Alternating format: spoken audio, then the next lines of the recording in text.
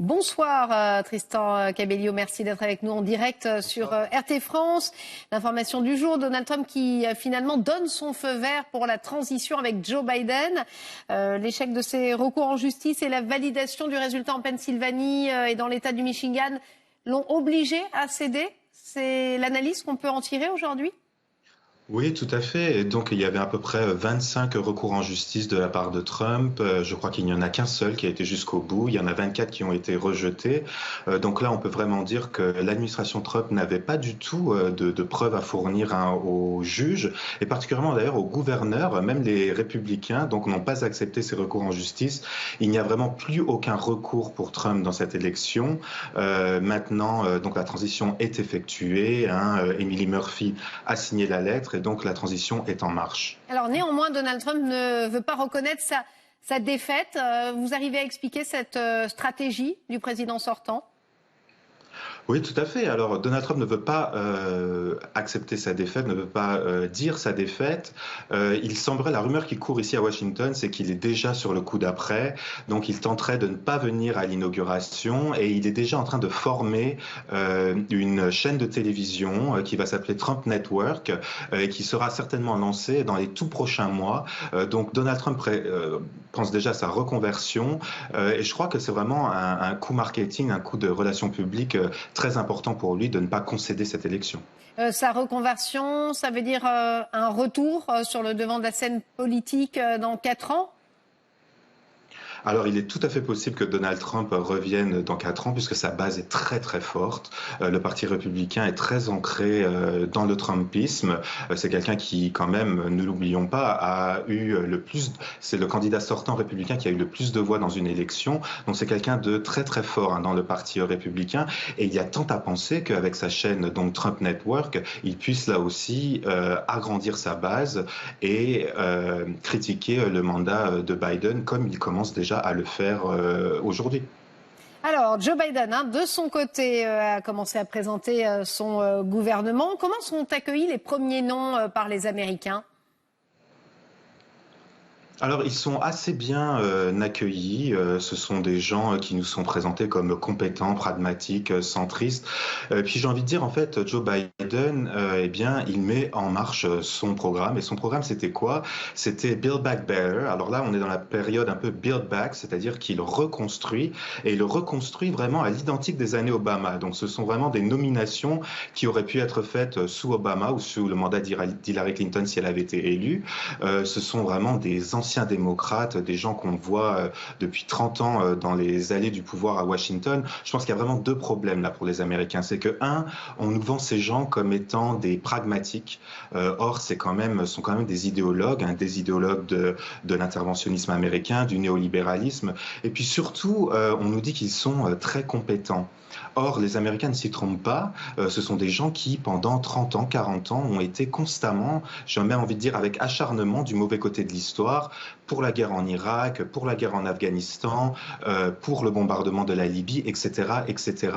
Donc, il y a quand même des oppositions, des paradoxes ici, dont les Américains sont très, très au courant. Et une phrase qui a attiré mon attention, en tout cas, tout à l'heure, Joe Biden qui se dit prêt, je cite, à guider le monde.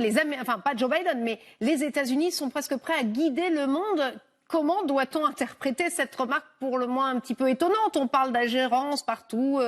Les pays sont souvent accusés d'ingérence. On en sait quelque chose. On travaille pour une chaîne russe. La France, hier, Emmanuel Macron en Algérie.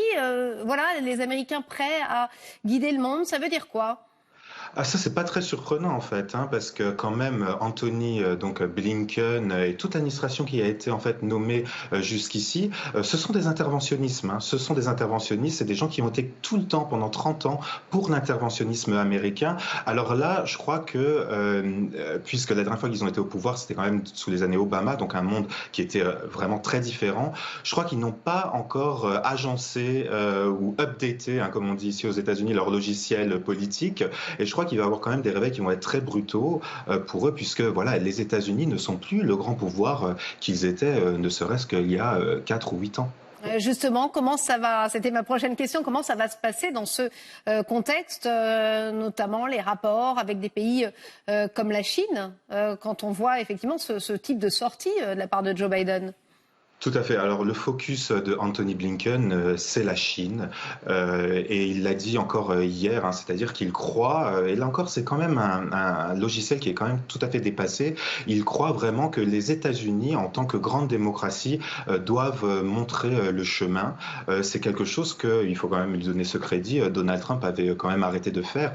Donc Anthony Blinken, sous la direction de Joe Biden, va revenir, hein, dans le concert des relations internationales, pour tenter voilà, d'être le leader du monde libre. Alors, il nous faudra encore quelques mois pour savoir comment ces choses vont se dérouler. Mais je crois que vraiment, encore une fois, ici, on voit que c'est une administration qui est marquée par le début des années 2000, c'est-à-dire les années Obama, qui n'a pas encore fait sa révolution idéologique. Justement, Joe Biden qui se dit vers l'apaisement, vous le dites vous-même, Donald Trump, lui, en tout cas, n'était peut-être pas très apaisant dans ses personnalités, mais aller vers les dirigeants du monde, tenter d'apaiser les choses, c'était parfois critiqué, notamment quand il a rencontré le dirigeant nord-coréen. Qu'est-ce qui va se passer avec Joe Biden? Est-ce qu'il y aura justement une levée de ces tensions avec les autres pays? Alors, on peut penser vraiment qu'il y aura une présidence assez calme, assez normale, et donc une stabilisation des tensions internationales. Vous savez, tous les stratégistes démocrates nous disent ce qu'on veut pour cette présidence, c'est une présidence normale. On veut que les gens ne débattent pas de politique aux dîners familiaux. On veut que les gens reviennent à leur vie normale, ne commande pas les tweets chaque jour. Et donc le but vraiment de Biden, c'est en ce moment d'apaiser, de solidifier son administration, mais encore plus important, d'apparaître comme quelqu'un de tout à fait technocratique et de tout à fait normal en opposition à Trump. Alors les prochaines semaines nous diront si ça marche aux yeux des Américains. Il est possible que ça puisse marcher, mais il est vrai quand même que Trump sera toujours là et que Trump se mobilisera pour occuper l'espace médiatique. Merci en tout cas à vous, Tristan Cabello, d'avoir été avec nous pour Vue de l'extérieur ce soir.